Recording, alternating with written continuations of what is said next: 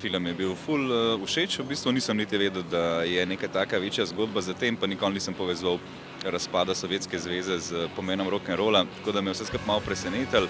Tudi ta neka moč glasbe res pride do izraza, tako da super otvoritveni film za festival. Čudovit moment je, ko Billy Joel pove, kako se mu je pogled na ljudi onstran železne zavese spremenil, ko je stopil na ruska tla. Ne? In gotovo, da seveda tam ljudje želijo živeti enako življenje, da imajo enake želje kot tisti na drugi strani železne zavese in skozi to posije en tak žarek svetlobe, da se ovemo, da so tudi na videz svobodnejši strani železne zavese seveda ideološko ljudi blazno pumpali. Ne. O tem ta film seveda ne govori, ampak tukaj mečkano osvetli tudi to plat. To mi je bilo všeč. Veš, kaj je bilo meni všeč? To, kaj je tale režiser govoril zdaj na koncu. To se mi je zdelo, da je en tak dodatek.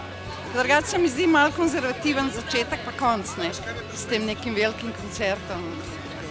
Zanimivo za mlajšo generacijo, absolutno, da vidijo, kako je pač potekala scena na teh političnih oziroma področjih, kjer se je odvijala ta sprememba. Mi je bilo zelo všeč, ful sem bila presunjena nad tem, kakšno moč ima glasba, čeprav to v bistvu s tem se vsak dan srečujem kot glasbenica. Pa zelo se mi zdi fajn, da je ta festival zdaj poteka, no? In tudi dobra izbira filma za prvi otvoritveni film. A lot of things were to be told and wasn't because it was too short. So I would like to get more parts. Would you like to see part 2? 2, 3, 4, 5. Very good. Okay, thank you.